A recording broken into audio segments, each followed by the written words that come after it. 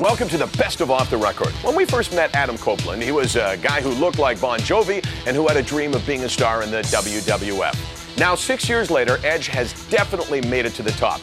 Adam's become one of the most loved and most interesting wrestlers, and I would add, entertainers in the world. We asked him about his long, hard return from neck surgery, and you will be shocked by some of his answers. I know I certainly was. It's Edge one-on-one here on OTR, so bring it on.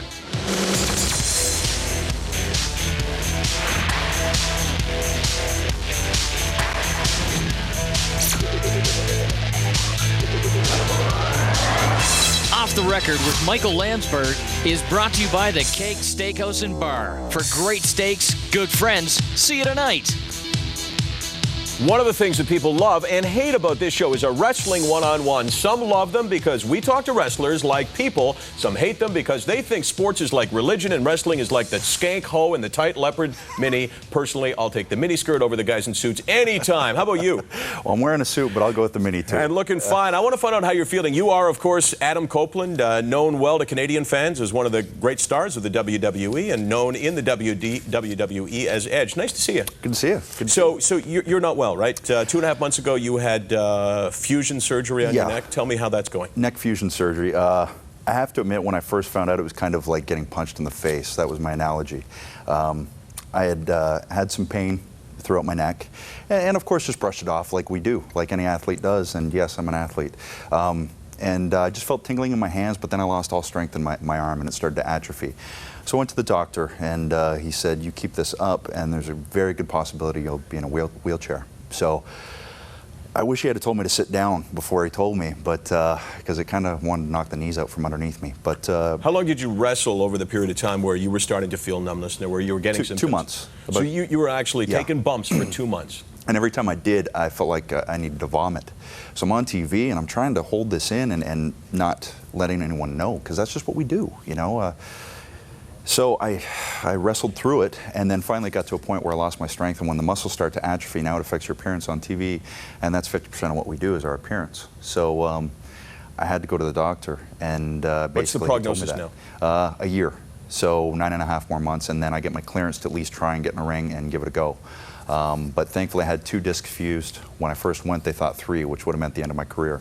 So it was a little scary, but I got grazed by a bullet, is the way I put it. Well, I think anyone that knows you and has watched you is obviously disappointed, feels your pain. Anyone who has watched you, though, cannot be surprised. I want to roll in some tapes of some of the things that you did. And as we watch this, and I see that and I say, that's just crazy. That is just incredibly risky. What are your thoughts? Now I look back and think it's pretty incredibly stupid. But mind you, you get in there like this, I actually hit my head. And I was seeing stars there, so I don't know what Jeff was feeling. And I think it's just a compilation of all those things finally added up after 11 years to the point where my neck finally said, okay, you have to get this done, in my body's way of doing it. You know, that power bomb from Eddie, I couldn't turn my head for 3 days. But that crowd, we had them in the palm of our hands, and you get caught up in it, and you just do it. See, the intriguing thing about this interview, and one of the reasons why I was so excited to talk to you about this, is I want to get into your head and explain to me what you were thinking as a young and hopefully up-and-comer in the WWE. You're a guy that starts out like everybody else in the bottom of the roster. There was no easy ways for you to get the top. Nope. What are you thinking about the bumps that you will take and the risks that you will take in the ring? At that time, the things I was doing there, I was trying to get noticed. I was trying to say, hey, I'm over here. And I felt like that was the way to do it. Not everyone was taking risks like that, and I should have learned possibly from the Undertakers and guys like that who didn't take risks like that. They didn't need to. I needed to, I felt. Now when I come back, I don't know if I'll dive off a 20-foot ladder. I really don't. I think I've learned how to work a little bit more smart to get more out of a crowd without you know, killing myself and breaking my neck.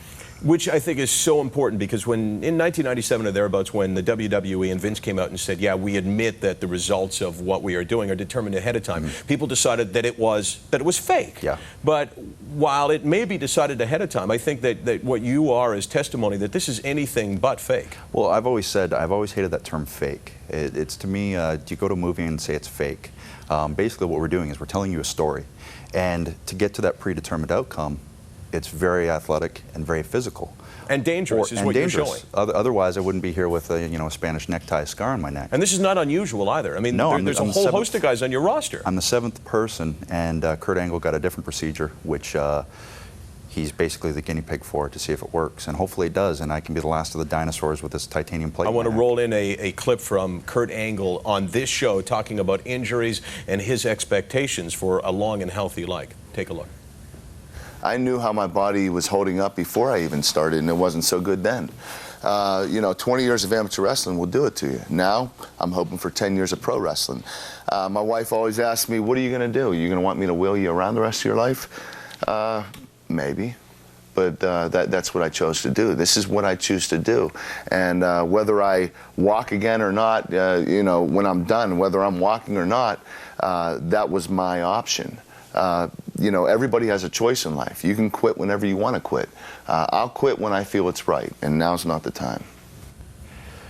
Pretty much the same feeling. I know going in what I'm going to do, the risk I'm taking, and it's just too much fun. I love it too much.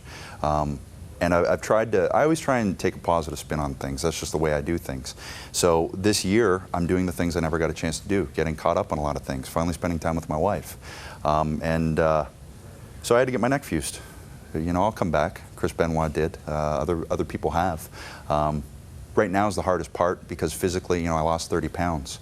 So for me, that's like, that hurt. So I've gained 15 of it back, and I'm back in the gym, which is a big mental hurdle. But there's going to be a lot of annoying, tough steps, frustrating steps. I have a 3-pound weight, and it's not the size of my hand. My hand's bigger than it. That's what I started off with 3 weeks ago. Now I'm back up to 15-pound weight. So. I want to ask you whether it was worth it, because you talk about the highs, you talk about what you felt in the ring, you talk about you and Eddie Guerrero having the audience in the palm of your hands. And I'll do that when OTR returns with great Canadian athlete Adam Copeland.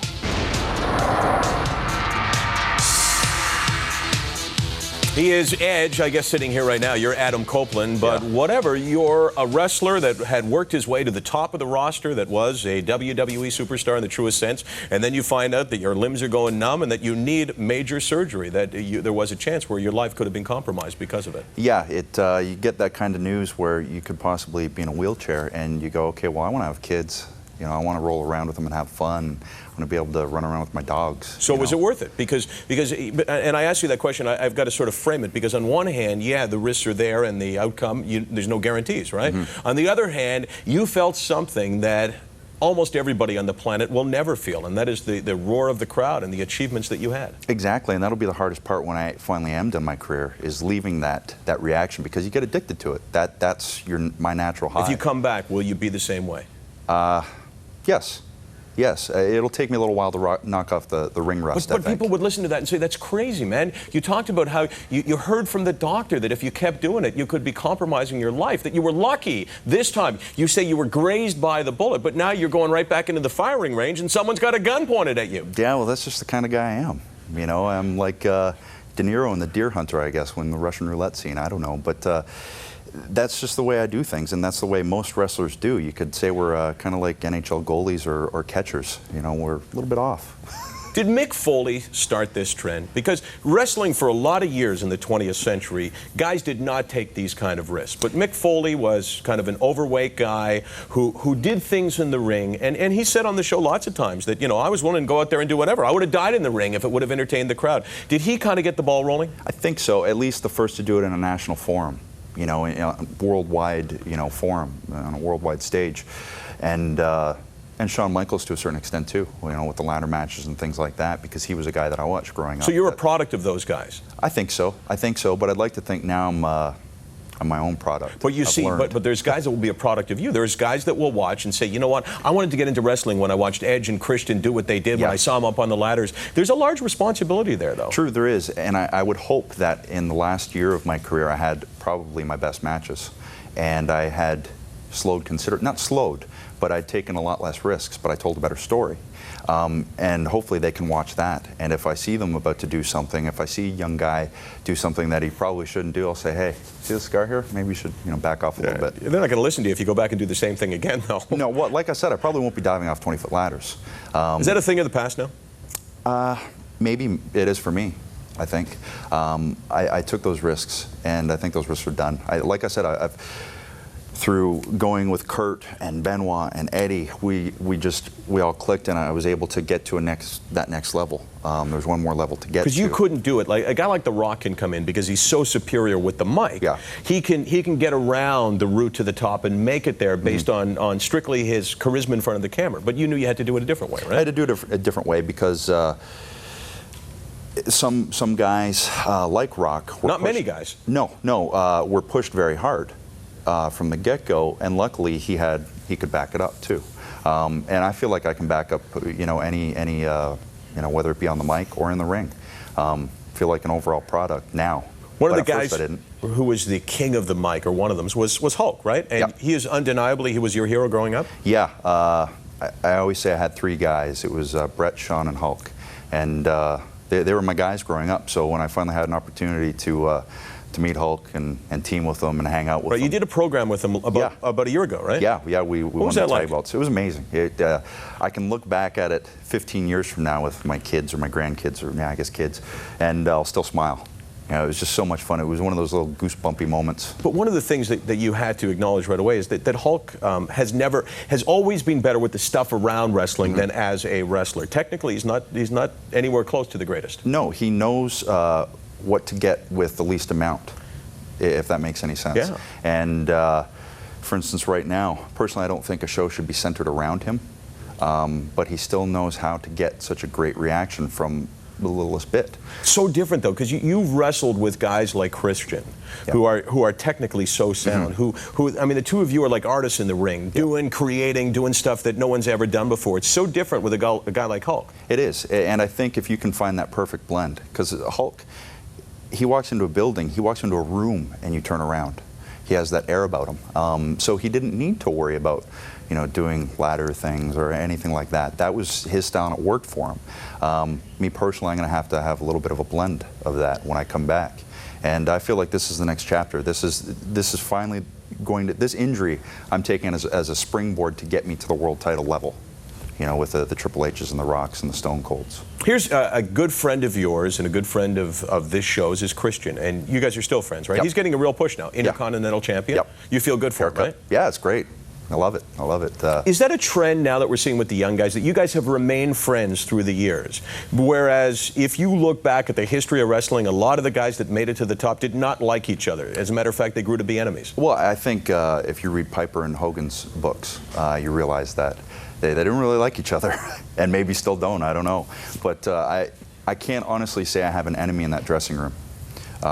Try to get along with everybody. You have to. You're taking each other's lives into your hands. But it's changed because that was not the way it was. Because to get to the top, you often had to climb over someone, and that person had to allow you to have the opportunity to do so, right? Yeah. They had to give you the push. Well, and it's changed from top to bottom. I go back to my room and I read, whereas before I don't think they did that in the 80s. Did that or couldn't do that. We'll talk more with Adam Copeland. He's Edge. More OTR in a moment.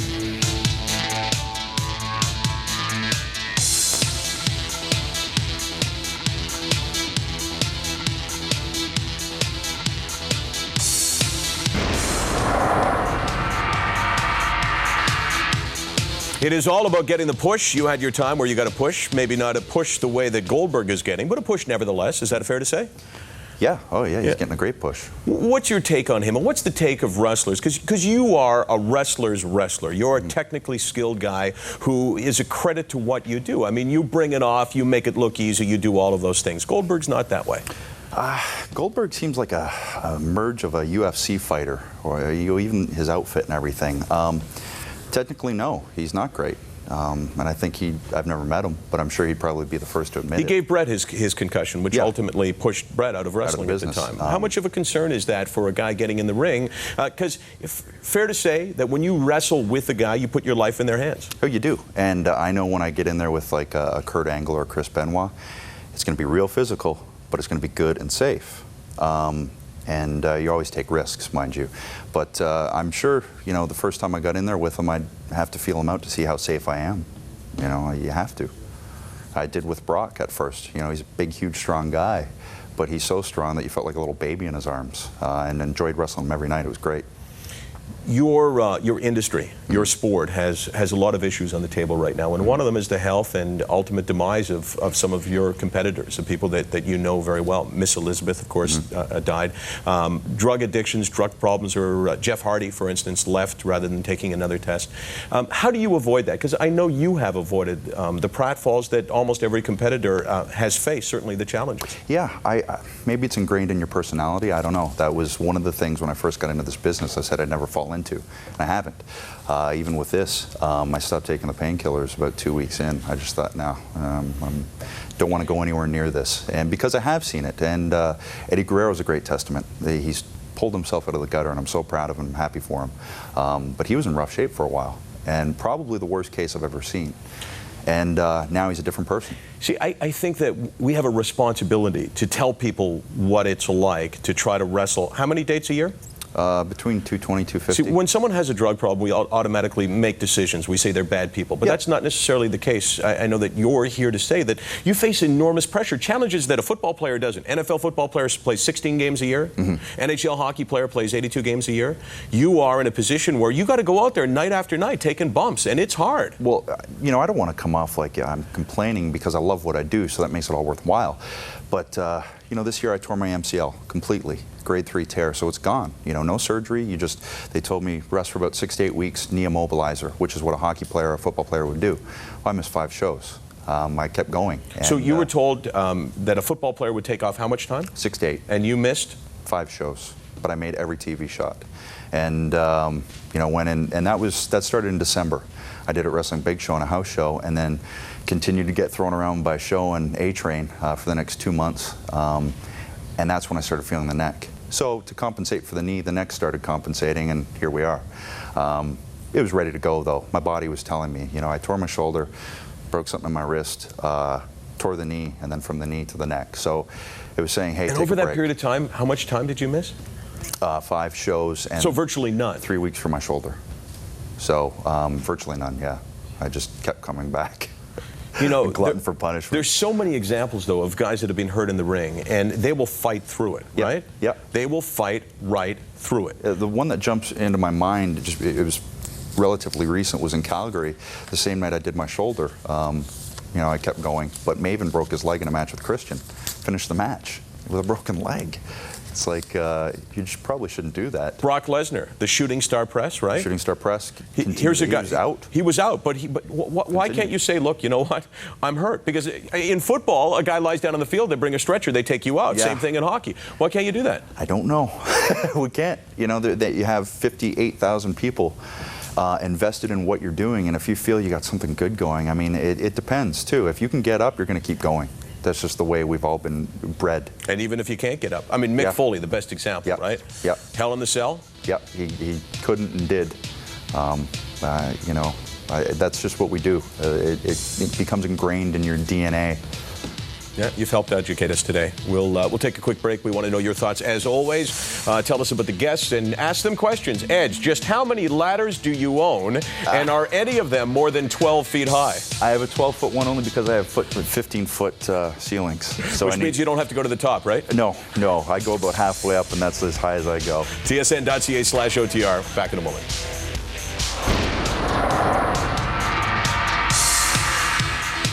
I'm sad time is winding down with Adam Copeland, your Edge. You had neck surgery 2.5 months ago, and you tell your fans that you're going to be back minimum 1 year, right? Yeah, minimum 1 year, and then I get my clearance and hopefully get the stack of dimes neck a little bit bigger again and gain some of my weight back and go back and risk it all once again, because that's what you do. That's what you told us. Yeah. What are you doing now? I know that you have an event that you've been working on. Yes, we have a week-long event starting July 8th with our SmackDown taping at the ACC, together with the Toronto Indy and the Toronto Blue Jays, and one big package deal. You can go see all three. Try and get people out and living their normal lives again. And that people can pick up tickets by calling Ticketmaster or by going to the Ticketmaster website. So that's Blue Jays, Indy, and WWE. It's all good. One big melting pot. I won't get you to rank them for me. How about that? I won't get you to rank them for me. Jays would be a distant second, and Indy would be distant I said third. I wouldn't. I'll go with it. Let me throw out some names here. Sure. Just give me your first reaction. Van Damme. Gumby. Uninjurable. Booker T. Underutilized. Shawn Michaels. The best at one time. Has he changed? He said on this show he had. Match standpoint, yes. He's not the old HBK. In the locker room?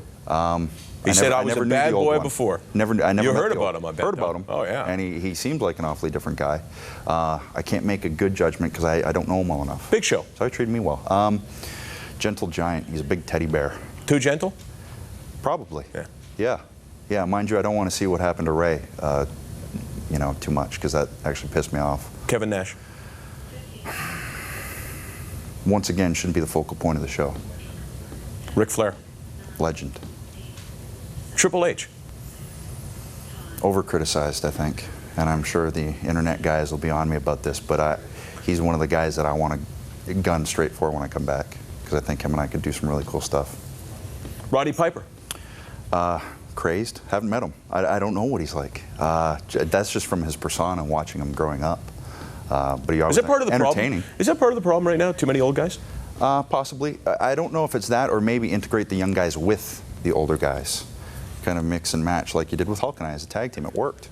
You know, it was great seeing you. We're almost out of time. I appreciate your candor. I appreciate you educating us what life is like in the WWE for a guy who throws it from 20 feet down every single night. And I know I speak for your fans in saying take care of yourself and come back and do Off the Record anytime. And don't forget, look for WWE, the Indie, and SmackDown. Yes. Good seeing you, man. Yes. Good to see you, too. Off the Record with Michael Landsberg is brought to you by the Keg Steak